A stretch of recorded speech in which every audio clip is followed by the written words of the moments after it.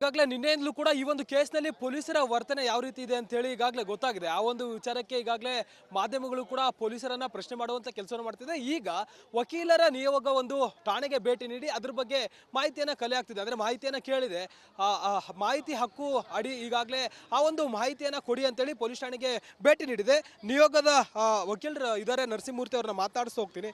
Sir, ನೀವು ಕೂಡ ನೋಡ್ತಿದ್ದೀರಾ ಏನೆಲ್ಲ ಆಗ್ತಿದೆ ಈ ಒಂದು ಕೇಸ್ನಲ್ಲಿ ಅಂತೇಳಿ.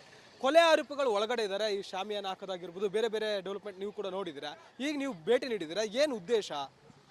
ಈಗ ನಾವು ನಿನ್ನೆ ಟಿ ವಿ ಮಾಧ್ಯಮದಲ್ಲಿ ನೋಡಿದ್ವಿ. ನಾವು ಈ ಥರ ಶಾಮಿಯಾನ ಹಾಕಿರೋದು ಮತ್ತು ಬಾಗಿಲನ್ನು ಕ್ಲೋಸ್ ಮಾಡಿರೋದು ಇದು ನಿಜಾನ ಏನೋ ನಮ್ಗೆ ಖಂಡಿತ ಇದೆ. ಯಾಕಂತೇಳಿದ್ರೆ ಚರಿತ್ರೆಯಲ್ಲಿ ನೋಡಿಲ್ಲ ಇದನ್ನು.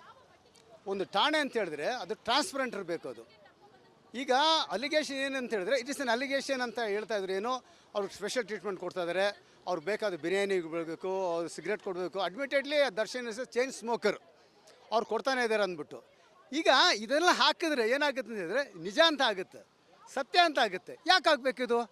ಅಲ್ಲ, ಇದಕ್ಕೆ ಮೊದಲೆಲ್ಲಾದ್ರೂ ಹಾಕಿದ್ದೀರಾ? ಈಗ ಟೆರರಿಸ್ಟ್ಗಳು ತಂದು ಹಾಕಿರ್ತಾರೆ, ಟೊಡಾ ಕೇಸಲ್ಲಿ ತಂದು ಹಾಕಿರ್ತಾರೆ, ಎನ್ ಐ ಎ ತನಿಖೆ ಆಗಿರೋರು ಮಾಡ್ತಾ ಇರ್ತಾರೆ. ಸಿ ಸಿ ಬಿ ಇಲ್ಲಿದೆ, ಸಿ ಬಿ ಐ ಇಲ್ಲಿದೆ, ಇಲ್ಲ ಹಾಕಿದಾರಲ್ಲಿ ನಾವೆಲ್ಲೂ ಕೂಡ ನೋಡಿಲ್ಲ. ಆದ್ದರಿಂದ ಇದು ಹಾಕಿರೋದ್ರಿಂದ ನಮಗೇನು ಡೌಟ್ ಬರ್ತಿದೆ. ಅದಕ್ಕೆ ಏನು ಮಾಡಿದೀವಿ ಅಂದರೆ ಆರ್ ಟಿ ಅಪ್ಲಿಕೇಶನ್ ಹಾಕಿದ್ದೀವಿ. ಆರ್ ಟಿ ಅಪ್ಲಿಕೇಶನ್ ಅಂತ ಹೇಳಿದ್ರೆ ಇಡೀ ಪೊಲೀಸ್ ಸ್ಟೇಷನಲ್ಲಿ ಸುಪ್ರೀಂ ಕೋರ್ಟ್ ಗೈಡ್ಲೈನ್ಸ್ ಪ್ರಕಾರ ಇರೋದು. ಆ ಗೈಡ್ಲೈನ್ಸ್ ಪ್ರಕಾರ ಏನೆಲ್ಲ ಬರಬೇಕೋ ಅದನ್ನೆಲ್ಲ ಹಾಕಿದ್ದೀವಿ. ನಾವು ಅದನ್ನು 48 hours ಕೊಡಬೇಕಂತ ಹೇಳಿದ್ದೀವಿ.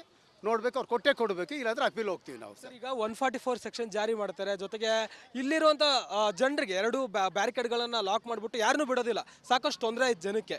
ಈ ಎಲ್ಲ ವಿಚಾರಗಳು ಓಕೆ. ಈಗ ನೀವು ಯಾವ ಒಂದು ಇದ್ರ ಮೇಲೆ ಅಂದರೆ ಹಿತಾಸಕ್ತಿನ, ಸಾರ್ವಜನಿಕ ಹಿತಾಸಕ್ತಿನ ಯಾವ ಒಂದು ಉದ್ದೇಶದಿಂದ ಕೇಳ್ತಿದ್ದೀರಾ ಅನ್ನೋಂಥದ್ದೊಂದು ಪ್ರಶ್ನೆ. ಈಗ ನೋಡಿ, ಈಗ ನಾ ಬಂದ ಮೇಲೆ ಯಾರು ಕೂಡ ಅಡ್ಡಿ ಮಾಡಿಲ್ಲ.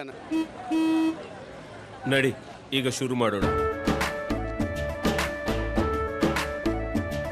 ಕೇಸರಿಯಿಂದ ಮನೋಲ್ಲಾಸ ಮನಸ್ಸು ಮತ್ತೇರಿ ಕುಣಿದಾಡಿದೆ ನೋಡು, ಮನಸ್ಸು ಮತ್ತೇರಿ ಕುಣಿದಾಡಿದೆ ನೋಡು.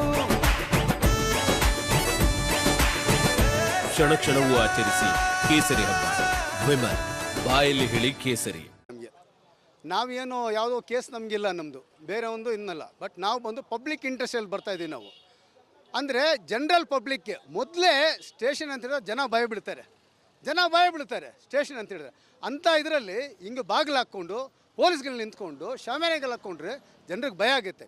ಈಗಾಗಲೇ 2-3 ಕೇಸಲ್ಲಿ ಸರಿಯಾದ ಟೈಮಲ್ಲಿ ಅವ್ರು ಕ್ರಮ ತಗೊಳ್ದಿದ್ದಕ್ಕೆ ಮರಣಗಳಾಗಿದೆ. ಮೊನ್ನೆ ತಾನೆ. ಅದಕ್ಕೆ ಇದೊಂಥರ ಬೂಸ್ಟ್ ಆಗುತ್ತೆ ಅದು. ಆದ್ದರಿಂದ ಸುಮ್ಮನೆ ಎಲ್ಲೋ ಇದರಲ್ಲಿ AC ಚೇಂಬಲ್ಲಿ ಕೂತ್ಕೊಂಡು ಅಲ್ಲಿ ನೋಡ್ಕೊಂಡು ಮಾಡೋದಲ್ಲ. ಇಲ್ಲಿ ಸ್ಥಳೀಯ ಏನು ನಡೀತಾ ಇದೆ ಇಲ್ಲಿ ನೋಡಿ, ಅದು ಹಿಂಗೆಲ್ಲ ಮಾಡೋದು ತಪ್ಪಾಗುತ್ತೆ. ಟ್ರಾನ್ಸ್ಪರೆಂಟ್ ಇರಬೇಕು.